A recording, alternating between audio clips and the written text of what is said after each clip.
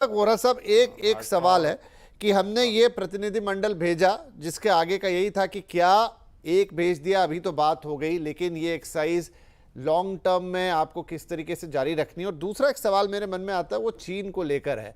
चीन एक ऐसी पावर है जिसने अपना रोल प्ले किया था ड्यूरिंग द वॉर, और खुल के ही आ गया था वो, बिल्कुल पाकिस्तान के साथ में। तुर्की जैसा देश आया, अजरबैजान आया, चलिए ठीक है, लेकिन चीन को आप नज़रअंदाज नहीं कर सकते। उस लिहाज से अब हमारी डिप्लोमेसी किस हिसाब से चलनी चाहिए? बहुत अहम प्रश्न आपने पूछा, बहुत बहुत धन्यवाद। मैंने हमारे वरिष्ठ पत्रकारों की बात सुनी है और अवधेश कुमार साहब जो कह रहे थे बिल्कुल spot on, he was so correct जो कुछ इन्होंने बताया। अब मैं आपको बताता हूं सर, हम इसको कहते हैं ट्रिपल लॉक। पहला ताला जो हमने पाकिस्तान को लगाया वो होता है डिप्लोमेटिक लॉक। विदेशों में जाकर हमने उनकी छवि को खत्म कर दिया है। अब मैं इसका, उनकी अपनी भी गलती बहुत हद तक है। आपको याद होगा 9/11/2001 जितने वहां पर आतंकी थे, वो जो 18-19 सऊदी अरेबिया के थे, कुछ यहाँ के थे, वहां के थे, सबकी तार पाकिस्तान से जुड़ी थी, ट्रेनिंग वहां मिली थी। और फिर एक व्यक्ति था, शायद आपने उसका नाम सुना होगा, ओसामा सन ऑफ लादेन। कहाँ मारा गया था? तो मेरे जो पाकिस्तानी मित्र हैं, मेरे साथ राजदूत रहे हैं, जो विदेशों में जो भाग गए हैं, अपने देश से सेटल हो गए, वो यही कहते हैं कि we can not live down Osama bin Laden. किसी भी देश में हम जाते हैं, सबको मालूम है कि दुनिया का नंबर 1 आतंकी था। तो मैं कहता हूं मैं पाकिस्तान से हूं, कहते ओ उसामा बिन लादेन। कहते मैं शर्म से मुंह नीचे कर लेता हूं कि मैं क्या बोलूं इन लोगों को। This is first thing, we call this the reputational lock. दूसरा असर होता है इकोनॉमिक लॉक। और ये प्राइम मिनिस्टर नरेंद्र मोदी, आपको याद होगा उनका बयान कि मैंने उनकी हेकड़ी खत्म कर दिया, हाथ में कटोरा दे के भीख मंगवाऊंगा। We are seeing that happen sir. और तीसरा जो हम वार, अगर आप उसको कहें, हम जो करते हैं सर, वो होता है मिलिट्री लॉक। वो आपने ऑपरेशन सिंदूर में देख लिया। अब हम कर रहे हैं ऑपरेशन पास और दूर। यानी पास जो हमारे देश हैं और जो दूर हैं सबके साथ। सर 3 अफ्रीकी देशों में मैं आप विशेष सलाहकार हूं। तीनों के लीडर्स ने मुझसे बातचीत की, मैं रेगुलरली बात करता रहता हूं, यही कहा है वेल डन इंडिया। सर संयुक्त राष्ट्र संघ में 30 साल हो गए हैं, एक comprehensive convention against international terrorism पेश हमने किया था 30 years ago। अभी तक कुछ नहीं हुआ, बस बातचीत होती है, यस। वो मिलते हैं, भाषण देते हैं, शराब पीते हैं, घर चले जाते हैं, सो जाते हैं। हर रोज यही चलता है। This time prime minister Bihar बोले कि हम अकेले जाएंगे, हम इनको ढूंढेंगे दुनिया के एजेस से, जहां भी छुपेंगे ले आएंगे, इनको मारेंगे। सो नाउ वी, हम लोग बन गए हैं leaders in the fight against terror. 193 सदस्य हैं संयुक्त राष्ट्र संघ के, 100 से ज्यादा आतंक से पीड़ित हैं। और वो जो 100 से ज्यादा आतंक से पीड़ित हैं, मुझे क्षमा करेंगे जो भी हमारे जो विशेषज्ञ हैं, इनका धर्म हो, 100 से ज्यादा जो पीड़ित हैं, 90% इस्लामिक आतंक से पीड़ित है। Rightly wrongly I don't get into that argument, लेकिन परसेप्शन ये है इस समय। तो ये आइडिया कि भारत अब लीडर है in the fight against international terror, वो अंग्रेजी में कहते हैं we are walking the talk, ये बहुत महत्वपूर्ण है सर। और दुनिया हमारी सराहना करती है। ये नहीं है कि कोई फौजी भेज दिया, हमारे साथ खड़ा हो गया, एटसेट्रा एटसेट्रा, उसकी जरूरत नहीं है सर। किसी ने आलोचना नहीं की जो हमने किया है। फाइनली चाइना की बात की, अभी मैंने सुना ब्रह्मपुत्र का कुछ जिक्र हो रहा था सर। निवेदन है, आप जरा पढ़ लीजिएगा इसको sir, I have been involve in that. 20% केवल ब्रह्मपुत्र का पानी जो है वो चीन से, तिब्बत से हमारे पास है, 80% भारत में जाता है सर। सो ये जो धमकी चीन हमको दे, ब्रह्मपुत्र में ये कर दूंगा वो कर, अरे अमृतसर के छोले का तो कुछ नहीं कर पाएगा सर। द रियलिटी इज, और ये सर मैं I am saying this very openly as a diplomat, आपका नंबर 1 दुश्मन ये आतंकिस्तान नहीं है, चीन है सर।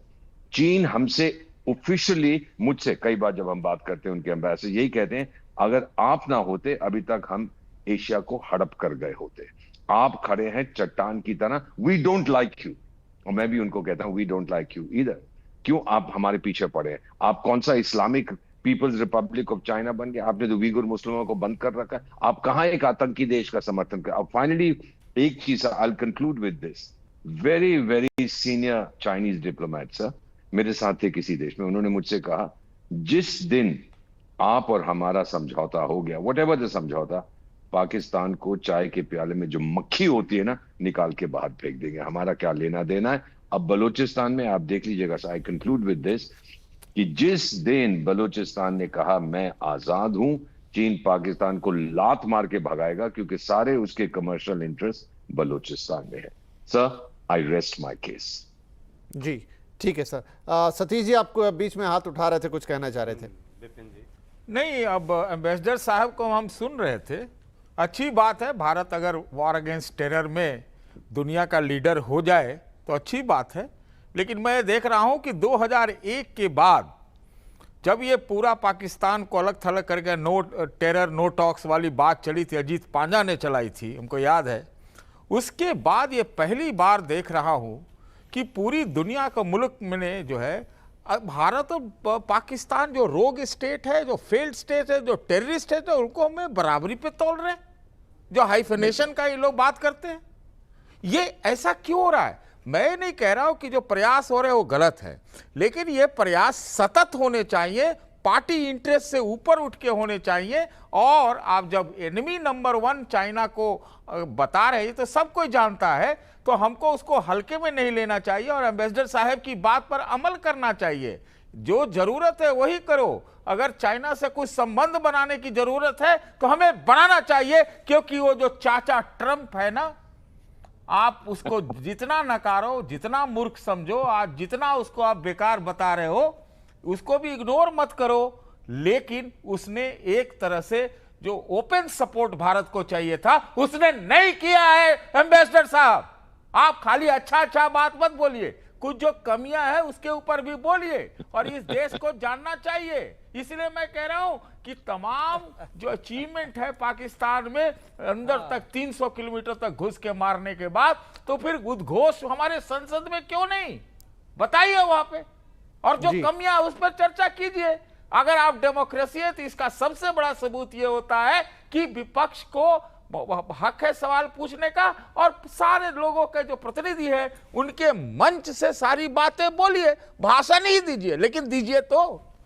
ठीक है, विजय जी शायद आपका कुछ जवाब देना चाह रहे हैं यहाँ पे। दीपक साहब, अगर आप भी बोले तो इसके बाद बोलिएगा प्लीज। हाँ, सतीश जी ने बोला कि पाकिस्तानी जो भिखमंगा है वो हमारे बराबर खड़ा हो गया है। अरे भाई, जिसके साथ युद्ध होगा तो हो गई। रूस यूक्रेन का क्या मुकाबला है? यूक्रेन का नाम आता है ना, गाजा का और इसराइल का कहाँ मुकाबला है? लेकिन जब युद्ध की बातें होती है तो गाजा और इसराइल की बात होती है, जब युद्ध की बात होती है तो यूक्रेन और रशिया की बात होती है। तो सतीश जी, मैं आपकी इस बात से जो है सहमत नहीं। रहा तक चाइनीज बात है, हम चाइना के सामने खड़े हैं। हमने डोकलाम में दिखा दिया, हमने गलवान में दिखा दिया। आपको तो पता ही है गलवान में किस तरह से हमने उनको धूल चटाई थी। और ये मैं नहीं, ये रशियन मीडिया और ये अमेरिकन मीडिया की रिपोर्ट है कि एक 43 लोग बता रहे थे और एक ने 45 फौजी बताए थे उनके मारे गए थे। तो हम कहीं से भी कम नहीं है, हम चाइना के सामने खड़े हैं। और दीपक जी ने बिल्कुल करेक्ट बोला कि 20 से 25% जो पानी है वो चाइना से और वहां तिब्बत से आता है। बाकी 70% हमारा यही बारिश का और हमारे यही का ये पानी है, उसका भी इंतजाम हमारे पास है सतीश जी। क्योंकि हम कौन है, हमारा ये जागृत हो चुका है। ये 2014 वाला देश गया जो कांग्रेस में, किस तरह से आपने एंटनी जी कहते थे हमारे पास तो भाई हथियारों के लिए पैसे ही नहीं है, और किस तरह से उन्होंने हमारी जमीनें लुटा दी थी। नेहरू जी का आपको पता ही होगा किस तरह के बयान दिया था कि वहां तो कुछ उगता ही नहीं है, घास भी नहीं उगती है। किस तरह से उनको सामना करना पड़ा था संसद के अंदर ही। तो मैं इतिहास में नहीं जानना चाहता हूं, मैं यही बताना चाहता हूं, चाहे चाइना हो या कोई भी हो, हम अपने किसी भी। जी अजय साहब, मैं आपके पास भी जी